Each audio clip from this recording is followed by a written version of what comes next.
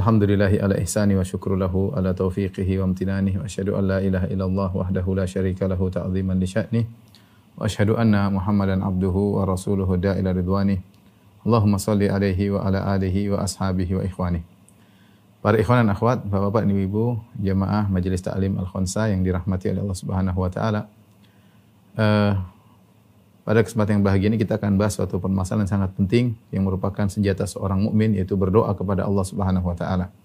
Kenapa dikatakan doa silahul mukmin? Doa adalah senjata seorang mukmin karena itu adalah tumpuan utama seorang mukmin. Bukan sebagaimana yang dipahami berusaha dulu baru berdoa. Enggak, kita berdoa dulu baru berusaha ya. Jadi jangan sampai kita menjadikan doa nomor dua. Doa adalah yang pertama. Semakin kita sering berdoa, semakin kita sering bertumpu kepada Allah Subhanahu wa taala, maka akan semakin kuat senjata kita. Oleh karenanya di antara kesalahan adalah mengenyampingkan doa. Ya, memandang doa adalah sebab yang tidak kuat padahal dia sebab yang terkuat.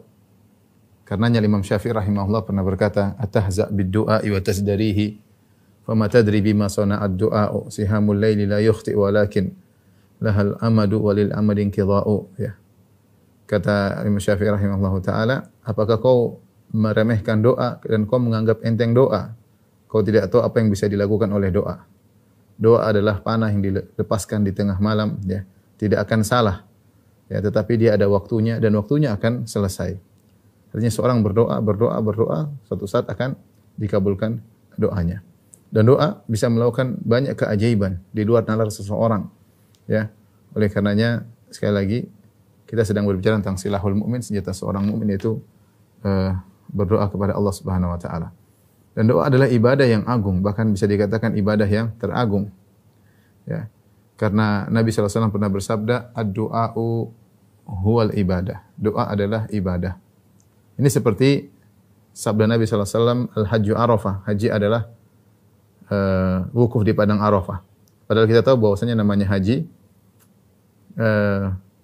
memiliki banyak kegiatan. Haji itu ada bukan cuma wukuf di padang Arafah, ada sa'i, ada tawaf, ada mabit di Mina, ada lempar jamarat ya. Banyak kegiatan, ada ihram, ya, ada tahallul. Tetapi Nabi mengkhususkan al-hajju Arafah, haji itu adalah wukuf di padang Arafah untuk menunjukkan bahwasanya inti daripada ibadah haji adalah wukuf di padang Arafah. Demikian juga ketika Nabi bersabda, "Ad-du'a'u huwal ibadah." Doa adalah ibadah itu sendiri. Dalam sebagian riwayat dengan sanad yang lemah, ad-du'a'u mukhul ibadah. Doa adalah intisari ibadah. Artinya apa? Benar-benar doa itu, dalam doa benar-benar nampak bukti seorang sebagai hamba Allah Subhanahu wa taala. Kita lihat seorang jika sedang berdoa, dia mengangkat kedua tangan, kemudian dia minta kepada Allah, dia mengakui dia seorang hamba, dia minta kepada Tuhannya. Situlah benar-benar terlihat dia sebagai hamba yang sedang memperbudak dirinya kepada Rabbul Alamin. Ya, yang terkadang itu tidak terlihat ketika seorang baca Quran, ketika seorang sedang puasa misalnya ya. Tetapi ketika dia sedang meminta, merendahkan dirinya, menghinakan dirinya, minta kepada Rabbul Alamin, benar-benar bukti bahwasanya dia adalah seorang hamba. Makanya Nabi bersabda, "Ad-du'a huwal ibadah." Doa adalah intisari ibadah. Karenanya syirik yang paling berbahaya adalah syirik fid doa, syirik dalam doa. Kata Allah Subhanahu wa taala, "Wa man adallu mimman yad'u min dunillahi ma la yastajibu lahu ila yaumil qiyamah." Siapa yang lebih sesat daripada orang yang berdoa kepada selain Allah? Syirik, ada syirik menyembelih kepada selain Allah, ada syirik percaya kepada ramalan dukun, ada syirik pakai jimat ya, ada syirik bernazar kepada selain Allah Subhanahu wa taala, ada syirik berdoa kepada selain Allah. Ini syirik yang paling parah. Karena Allah suka lihat hambanya dalam kondisi terhina, tertunduk, penuh pengharapan, dan itu terkumpul pada seorang yang sedang berdoa. Tahu-tahu kondisi yang sangat indah tersebut, merendahkan diri, menghinakan diri, dia berikan kepada selain Allah. Dia berdoa kepada mayat, berdoa kepada wali, berdoa kepada nabi, ya. Maka tidak ada syirik yang lebih parah daripada syirik berdoa kepada selain Allah Subhanahu wa taala. Ini saya ingin kasih mukadimah bahwasanya doa adalah ibadah yang sangat agung. Ya. Makanya Allah mengatakan ya, "Wa qala rabbukum ud'uni astajib lakum innal ladzina yastakbiruna an ibadati sayadkhuluna jahannama dakhirin." Dan Rabbmu berkata, "Berdoalah kepadaku niscaya akan aku kabulkan." Innal ladzina yastakbiruna an ibadati, sungguhnya orang yang sombong tidak mau beribadah kepadaku, yaitu tidak mau berdoa kepadaku, ya, maka aku akan masukkan dalam neraka yang hina, ya. Jadi orang yang berdoa kepada Allah, Allah cinta kepadanya. Orang tidak mau berdoa, Allah benci kepadanya. Kata Nabi sallallahu alaihi wasallam, man lam yas'alillah yaghdab minhu. Siapa yang tidak meminta kepada Allah, Allah benci kepadanya. Sebaliknya orang yang sering meminta kepada Allah, maka semakin mulia di sisi Allah Subhanahu wa taala. Kata Nabi sallallahu alaihi wasallam, laisa syai'un akrama 'ala Allah minad du'a. Tidak ada yang lebih mulia di sisi Allah seperti doa. Doa yang paling mulia. Karenanya orang yang paling banyak berdoa dialah Nabi Muhammad sallallahu alaihi wasallam. Yang paling banyak berdoa. Semakin seorang merendahkan dirinya kepada Allah, semakin bergantung kepada Allah, semakin tinggi. Ini kaidah disebutkan oleh Ibnu Taimiyah rahimahullahu taala. Semakin seorang menghinakan dirinya di hadapan Allah, semakin bergantung kepada Allah Subhanahu wa taala, semakin merendahkan dirinya di hadapan Allah, maka dia semakin tinggi di sisi Allah Subhanahu wa taala. Dan orang yang paling kuat berdoa adalah Nabi Muhammad sallallahu alaihi wasallam. Selalu dalam kegiatannya selalu diiringi dengan berdoa kepada Allah Subhanahu wa taala. Makanya kita dapati buku-buku doa, banyak sekali doa, ya. Bahkan Nabi kadang mencontohkan dalam satu kegiatan doanya bermacam-macam, ya. Doa sujud saja bermacam-macam, doa rukuk bermacam-macam, ya, misalnya. Doa istiftah bermacam-macam, ya. Kemudian juga misalnya banyak, ya, Rasulullah contohkan doa-doa yang menunjukkan beliau suka berdoa kepada Allah Subhanahu wa taala. Kenapa? Karena rasa ketergantungan kepada Allah sangat tinggi. Tidak ada contoh yang paling indah seperti contoh ketika hari Arafah. Ketika hari Arafah Nabi melakukan haji wada, maka Nabi sallallahu alaihi wasallam berdoa dari sejak salat zuhur dan asar, yaitu Rasulullah jamak takdim salat zuhur asar. Kemudian Rasulullah SAW berdoa sampai maghrib, mungkin 6 jam, mungkin 5 jam. Berdoa di bawah terik matahari, mengadakan kedua tangannya, minta kepada Allah Subhanahu wa taala. Sampai ketika tali kekang untanya satu terjatuh, Rasulullah SAW memegang tali kekang untanya dengan tangan satunya, dan tangan satunya tetap mengadah ke langit meminta kepada Allah Subhanahu wa taala. Padahal siapa dia Nabi sallallahu alaihi wasallam? Dialah orang yang pintu surga tidak akan terbuka kecuali yang mengetuknya Rasulullah sallallahu alaihi wasallam. Dialah orang yang telah diampuni dosa-dosanya yang telah lalu dan akan datang. Dialah Nabi sallallahu alaihi wasallam, orang termulia yang Allah pernah bersumpah dengan umurnya, la amruka, demi umurmu wahai Muhammad sallallahu alaihi wasallam, ya. Orang yang pernah naik sampai ke Sidratul Muntaha untuk bertemu langsung dengan Allah, mendapatkan perintah langsung dari Allah Subhanahu wa taala. Itu pun Nabi sallallahu alaihi wasallam berdoa dengan waktu yang panjang dengan penuh tadarru'. Dan tidak semua orang bisa demikian. Saya beberapa kali haji bersama para masyayikh atau para ulama. Subhanallah, ketika waktu wukuf mereka berdoa. Mereka menangis lama. Saya juga heran, subhanallah. Tidak semua orang bisa demikian. Kita berdoa mungkin kalau musim haji, kita berdoa 10 menit selesai. Bingung minta apa lagi, ya. Kayaknya sudah selesai, kayaknya kebutuhan kita sudah tercukupi. 10 menit bingung minta apa lagi, ya. Mereka sampai berjam-jam berdoa kepada Allah Subhanahu wa taala.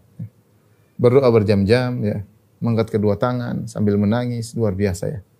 Kita iri melihat kondisi mereka yang luar biasa, ya.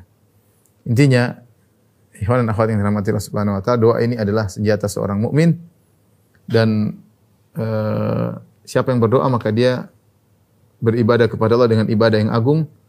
Semakin sering dia berdoa, semakin tinggi mulia kedudukannya di sisi Allah Subhanahu wa taala. Inilah bedanya Tuhan dengan makhluk. Kalau makhluk kita minta, semakin sering kita semakin hina di hadapan Dia. Lama-lama Dia merendahkan kita. Tapi kalau Allah Subhanahu wa taala semakin dimintai, maka semakin sayang kepada hamba yang meminta. Karenanya Nabi mengajarkan kita untuk meminta dalam segala hal. Sampai dalam satu hadis disebutkan, liyas'ala ahadukum rabbahu hatta syirakana alihi. Hendaknya salah seorang dari kalian berdoa kepada Rabbnya, meminta kepada Rabbnya, meskipun hanya untuk memperbaiki tali sendalnya.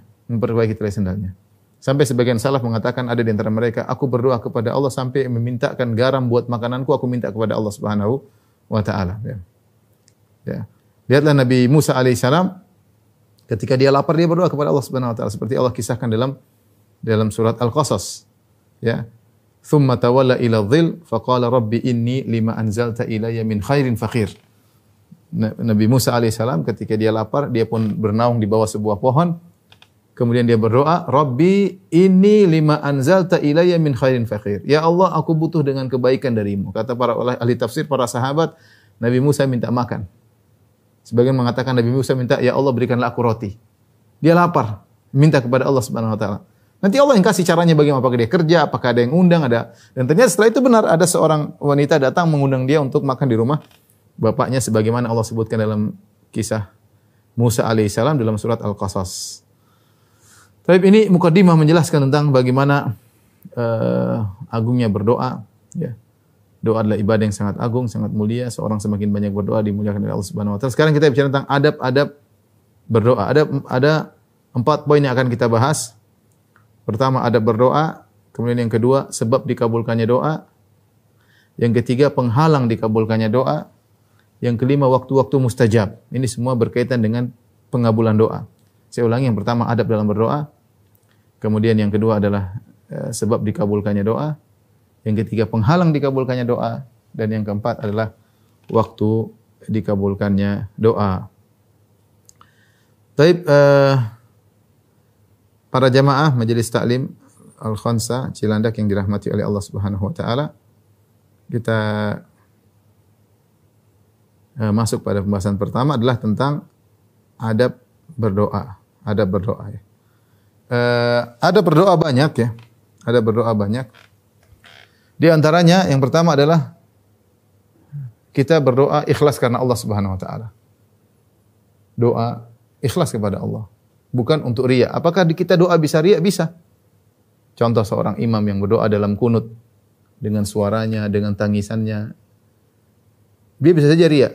Bisa saja untuk menunjukkan seakan-akan dia doanya khusyuk atau doa di depan orang sambil menangis. Bisa saja riya ya. Ya. Jadi doa ikhlas, doa itu ibadah. Atau bergaya di depan Ka'bah, kemudian foto, itu kan doa juga, tapi belum tentu ikhlas. Ya. Pura-pura begini kemudian difoto. Jadi doa adalah ibadah. Kata Allah Subhanahu wa taala, "Wa ma umiru illa liya'budullaha mukhlishina lahuddin." Seorang berdoa, kalian tidak diperintahkan untuk beribadah kecuali ikhlas kepada Allah Subhanahu wa taala. Doa harus ikhlas. Ya. Karena seorang terkadang ya kita namanya riya itu bisa masuk kapan saja. Doa disajak-sajakkan, doa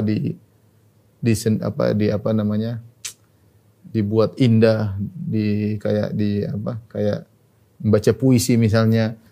Ya, kita tidak nuduh orang tapi kita bicara tentang diri kita. Kita doa ikhlas. Ya. Makanya di antara bentuk keikhlasan kita berdoa dengan suara yang lirih. Tidak perlu orang tahu dengar, tapi Allah Maha mendengar, kita dengar dan Allah Maha mendengar. Ini yang pertama, ikhlas kepada Allah Subhanahu wa taala. Kemudian yang kedua, berdoa dengan nama-nama Allah. Nama-nama Allah yang sesuai dengan apa yang kita minta ya.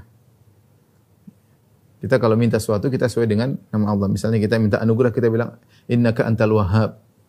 Sungguhnya engkau adalah Maha Pemberi anugerah. Seperti doanya Nabi Sulaiman. Wa habli mulkan la yanbaghi li ahadin min ba'di innaka antal wahhab. Ya Allah, anugerahkanlah kepadaku suatu kerajaan, kekuasaan yang tidak seorang pun boleh memiliki kekuasaan seperti itu.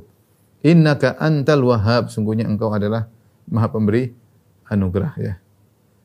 Ya, misalnya kita mengatakan ya Razzaq urzuqni. Wa innaka khairur raziqin wa anta khairur raziqin. Engkau adalah sebaik-baik pemberi rezeki. Anta Razzaq, engkau Maha Pemberi rezeki. Kita minta rezeki. Kita minta nama sesuai dengan nama Allah. Allah berfirman, "Walillahil asmaul husna fad'uuhu biha." Allah memiliki nama-nama yang terindah, maka berdoalah, memintalah kepada Allah dengan nama-nama terindah tersebut. Ini harus kita pelajari makna-makna nama-nama Allah. Seperti kita mengatakan ya Allah, usturni ustur aurati, ya sittir. Ya sittir wahai zat yang menutup, Maha menutup, tutuplah auratku misalnya. Yang kita minta kepada Allah ya. Jangan sampai aurat kita terbuka di dunia apalagi di akhirat. Sungguh kita malu jika aib-aib kita dibongkar ya. Allahumma ustur aurati wa amin rawati. Ya Allah, tutuplah auratku dan tenangkanlah jiwaku ya. Ya sittir wahai Maha menutup aib, wahai Maha yang menutup aib. Intinya kita berdoa dengan nama-nama yang sesuai dengan permohonan kita ya. Kalau kita berdoa agar Allah menghancurkan musuh, kita bilang ya Qawi, ya Aziz, ya Qahhar. wahai yang maha kuat, wahai yang maha perkasa, wahai yang maha menguasai, ya. Kita berdoa, intinya kita menggunakan nama-nama Allah yang sesuai dengan yang kita minta. Dan ini perlu belajar tentang nama-nama Allah. Tapi kalau kita enggak tahu karena kita kurang belajar, kita yang mudah aja kita bilang Rabbi, Rabbana, Allahumma cukup. Ya, kalau seorang tidak pandai mengetahui nama-nama Allah secara detail, maka dia cukup mengatakan Rabbana atau ya Rabbi, Allahumma. Ini insyaallah sudah cukup, karena banyak juga doa-doa para anbiya, para nabi, mereka dengan Rabbana atau Rabbi. Ya, karena kalau perkataan Rabbku, Tuhanku, ini sudah mencakup banyak hal, ya. Tapi kalau orang bisa berdoa dengan lebih spesifik, itu lebih baik. Spesifik lebih baik. Kemudian di antara adab dalam berdoa, memuji Allah Subhanahu wa taala. Memuji Allah Subhanahu wa taala. Kita puji Allah, apalagi di muka sebelum tadi menyebut nama Allah, kita puji Allah Subhanahu wa taala. Dan di antara doa-doa Nabi demikian, memuji Allah dalam banyak doa Nabi sallallahu alaihi wasallam. Seperti Nabi berdoa, Allahumma anta nurus samawati wal ard wa man fihin walakal hamdu. Anta malikus samawati wal ard wa man fihinna walakal hamdu. Anta qayyumus samawati wal ard wa man fihinna walakal hamdu. Antal haqqu wa wa'dukal haqq. Dalam doa yang panjang Rasulullah berdoa, ya Allah, sungguhnya Allah pemberi cahaya langit dan bumi. Ya, dan apa yang ada di antara keduanya. Ya Allah, Engkau adalah penguasa alam semesta. Ya Allah, Engkau adalah pengurus alam semesta. Engkau adalah maha benar. Janjimu benar. Puji. Rasulullah muji, kemudian Rasulullah SAW minta kepada Allah Subhanahu wa taala. Ya, seperti contoh dalam doa-doa zikir pagi petang, ya. Seperti Allahumma fatiras samawati wal ard, alimal ghaibi wasyahada, rabb kulli syai'in wa malika, asyhadu an la ilaha illa anta, a'udzubika min syarri nafsi wa syarri syaitani wa syirki. Wa naktarifa ala nafsi su'an aw jurra ila muslim. Seperti doa pagi petang. Dibuka dengan pujian kepada Allah, Allahumma fatiras, ya Allah, Engkau adalah pencipta langit dan bumi. Alimul ghaib wasyahada, yang mengetahui sesuatu yang nampak maupun yang tersembunyi.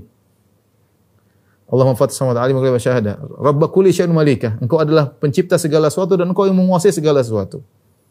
Asyhadu alla ilaha illa anta, aku bersaksi tidak ada yang berhak disembah kecuali Engkau. Ini contoh kita memuji Allah sebelum kita meminta. Ya. Contoh seperti Al-Fatihah. Al-Fatihah itu isinya pujian. Alhamdulillahirabbil alamin, segala puji bagi Allah Rabbul alamin. Ar-Rahmanir Rahim, yang Maha Pengampun, yang Maha Pengasih lagi Maha Penyayang. Maliki Yaumiddin, yang menguasai hari pembalasan. Tidak ada yang berani berbicara di hari tersebut. Yang menguasai hanya Allah Subhanahu wa taala. Ya. Iyyaka na'budu wa iyyaka nasta'in. Pujian lagi, hanya kepada Engkau lah kami memohon. Hanya kepada Allah kami mohon pertolongan, hanya kepada Allah kami beribadah. Baru ihdinas siratal mustaqim. Ini permintaannya. Ihdinas siratal mustaqim. Jadi sebelum kita bilang ihdinas siratal mustaqim, ya Allah berikanlah jalan yang lurus, kita kasih muqaddimah dengan bismillahirrahmanirrahim, alhamdulillahirabbil alamin, arrahmanir rahim, maliki yaumiddin, iyyaka na'budu wa iyyaka nasta'in. Dengan 4 pujian baru kita bilang ihdinas siratal mustaqim. Ini contoh bahwasanya kita memuji Allah Subhanahu wa taala sebelum meminta. Kalau kita tidak pandai memuji Allah dengan dalil yang ada dalam Al-Quran maupun dalam hadis-hadis Nabi SAW, kita bicara bahasa Indonesia apa? Ya Allah, Engkau Tuhanku, Engkau penciptaku, Engkau yang memuliakan aku, Engkau yang beri rezeki kepadaku, ya. Engkau yang menghidupkan aku, ya. Engkau yang beri petunjuk kepadaku. Kita puji dengan bahasa Indonesia, enggak ada masalah. Terus kita puji-puji sampai benar-benar kita terenyuh, kita minta kepada Allah Subhanahu wa taala. Ya, sampai-sampai kita terenyuh, kita minta kepada Allah Subhanahu wa taala. Makanya Nabi SAW ketika di Padang Mahsyar, ketika dia memberi syafaat, maka Nabi SAW sujud di bawah arsy. Kemudian yuftah alayya mahamid, maka dibukakanlah bagi Nabi SAW pujian-pujian yang Nabi tujukan kepada Allah. Nabi muji Allah sambil sujud, yang kata Nabi, la uhsinu hal'an, sekarang saya tidak tahu pujian-pujian tersebut. Tapi nanti di Padang Mahsyar ketika saya sujud di bawah arsy Allah akan ajarkan saya bagaimana memuji Allah Subhanahu wa taala, ya. Jadi ini adab ketika kita ingin meminta kepada Allah, kita puji Allah Subhanahu wa taala. Yang sebisa kita, ya. Yang sebisa kita. Sekali lagi, kalau Anda bisa bahasa Arab itu yang terbaik, pujian-pujian sebagaimana pujian Nabi, karena Nabi kalau muji itu pujian yang terbaik. Ya. Kalau kita tidak mampu, kita puji dengan bahasa kita, dengan bahasa Indonesia. Allah Maha tahu apa yang kita maksudkan. Kita bilang, ya Allah, Engkau adalah Tuhanku, Engkau penciptaku, Engkau yang memelihara aku hingga saat ini, Engkau beri hidayah kepadaku, Engkau menyelamatkan dari segala musibah, Engkau, baru kita minta. Kemudian di antara Adab dalam berdoa agar mudah dikabulkan, bersolawat sebelum berdoa. Bersolawat sebelum berdoa. Dalam hadis dalam Sunan Abi Daud, sami'a Rasulullah sallallahu alaihi wasallam rajulan yad'u fi salatihi lam yumajjidillah ta'ala. Rasulullah mendengar seorang berdoa dalam salatnya, dia tidak memuji, mengagungkan Allah. Walam yusalli ala nabi, dan tidak bersalawat kepada Nabi sallallahu alaihi wasallam. Faqala Rasulullah sallallahu ajila hadza. Kata Rasulullah sallallahu orang ini keburu-buru berdoa. Tsumma da'ahu faqala. Rasulullah panggil dia atau Rasulullah berkata, "Idza shalla ahadukum falyabda' bi tamjidi rabbih jalla wa ala wa sana alaihi, tsumma yusalli ala nabi sallallahu alaihi wasallam, tsumma yad'u ba'du bima syaa." Kalau salah seorang dari kalian salat atau sedang berdoa, maka mulailah dengan memuji Allah Subhanahu wa taala, menyanjung Allah Subhanahu wa taala, kemudian bersolawat kepada Nabi sallallahu alaihi wasallam, kemudian dia berdoa dengan apa yang dia kehendaki. Ini di antara urutan Nabi mengatakan memuji, bersolawat, minta kepada Allah. Memuji, bersolawat, minta kepada Allah. Bahkan Syekh bin Baz rahimahullah berdasarkan hadis ini, beliau ketika ditanya, bolehkah seorang ketika berdoa dalam sujud bersolawat kepada Nabi? Iya. Ketika seorang berdoa bahkan dalam sujud mengikuti aturan ini. Ya. Tidak jadi masalah. Kalau dia buru-buru dia langsung. Tapi kalau dia tidak buru-buru, dia memuji Allah dalam sujudnya, kemudian bersolawat kepada Nabi SAW dalam sujudnya, kemudian dia minta kepada Allah Subhanahu wa taala. Ini berlaku dalam salat maupun di luar salat, ya. Dalam sujud pun demikian. Makanya kalau kita lihat salat jenazah itu intinya mendoakan mayat kan. Makanya tidak ada ruku, tidak ada sujud. Intinya kita mendoakan mayat. Apa yang kita baca? Kita baca takbir pertama, baca Al-Fatihah. Dan itu isinya pujian kepada Allah Subhanahu wa taala. Takbir kedua, kita bersolawat kepada Nabi. Takbir ketiga, kita minta kepada Allah. Takbir empat, minta kepada Allah. Jadi memang disetting oleh Nabi sallallahu alaihi wasallam untuk mendoakan sang mayat, dibuka dengan pujian, baca Al-Fatihah takbir pertama, takbir kedua bersolawat kepada Nabi, takbir ketiga baru minta kepada Allah Subhanahu wa taala. Tapi itu di antara adab bersolawat kepada Nabi sallallahu alaihi wasallam. Kita boleh solawat panjang-panjang, boleh solawat dengan ringkas ya.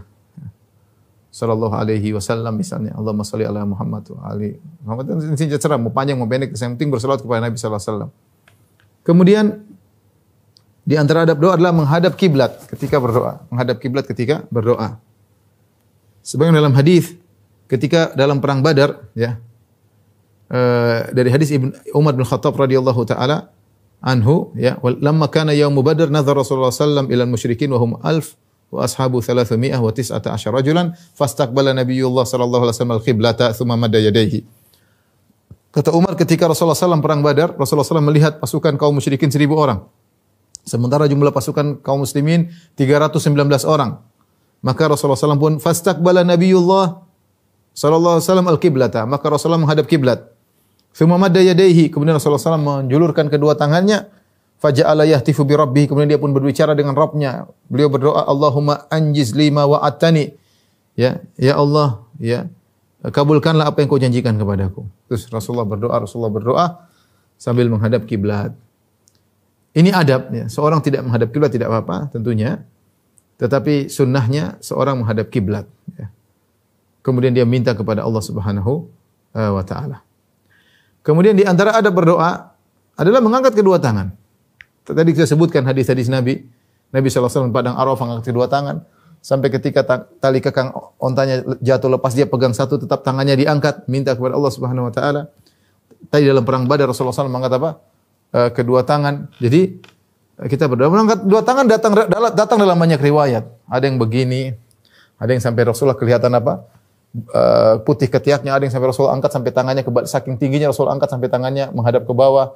Bebas aja ya, yang penting angkat tangan. Ada yang begini boleh. Dan orang sudah ya Allah, boleh, tidak ada masalah. Yang penting kita mengangkat tangan minta kepada Allah Subhanahu wa taala ya. Mengangkat tangan ya. Jadi posisi seperti meminta. Ini adab dalam berdoa. Kata Nabi sallallahu alaihi wasallam dalam Sunan Abi Daud, inna rabbakum tabaraka wa ta'ala hayyun karimun. Sungguhnya Allah Subhanahu wa taala Maha malu dan Maha mulia. Yastahyi min abdihi. Allah malu dari hambanya idza rafa'a yadayhi ilaihi, jika sang hamba mengangkat kedua tangannya ke arah Allah, an yaruddahu masifran, maka Allah mengembalikan kedua tangan tersebut kosong. Ya. Maka seorang kalau minta kepada Allah kemudian dia malu saking mulianya Allah, makanya Allah malu dan saking mulia. Kenapa? Kalau tidak memberi, Allah malu kepada hamba. Kenapa? Bukan karena apa, tapi karena saking mulianya. Merupakan kebiasaan Allah adalah maha baik, maha memberi. Masa ada hambanya sudah angkat kedua tangan, Allah tidak kabulkan.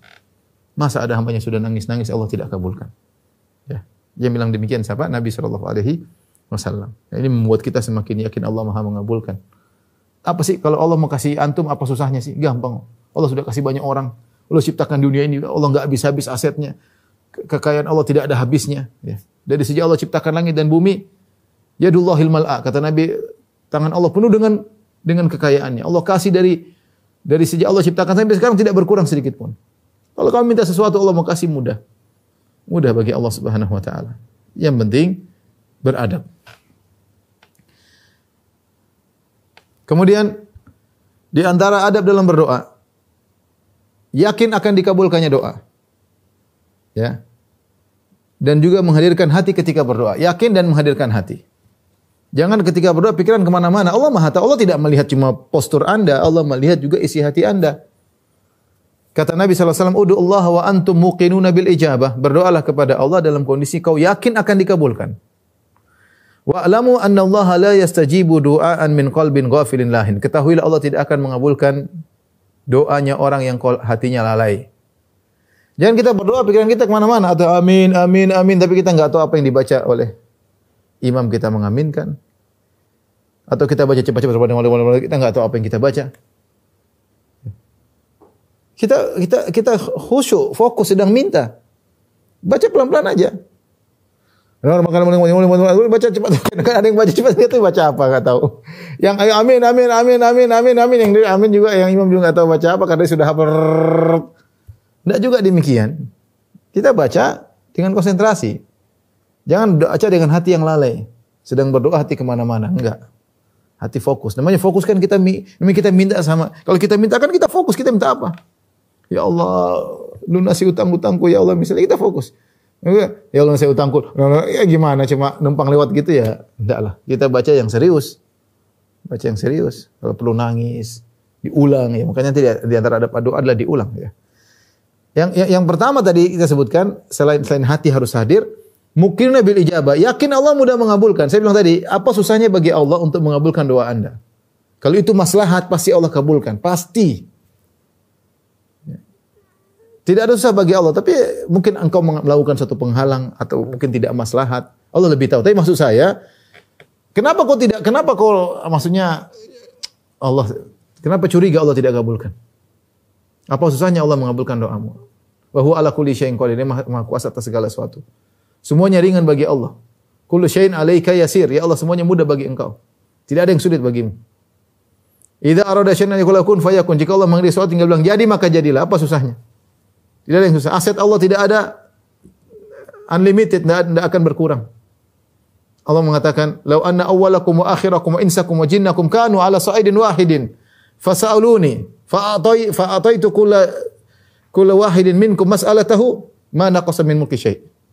Kalau seandainya kalian dari manusia dari awal sampai akhir, dari Nabi Adam sampai orang yang hidup hari kiamat, jin juga, dari zaman iblis sampai jin yang terakhir lahir, semuanya berkumpul satu dataran. Kemudian minta kepada Allah. Semuanya minta seluruh. Kamu ngomong satu hari ngomong, ya Allah minta ini, minta ini, minta ini, minta ini, minta ini. Semuanya minta seperti itu. Aku kabulkan semuanya. Tidak ada yang kurang dari hartaku sama sekali.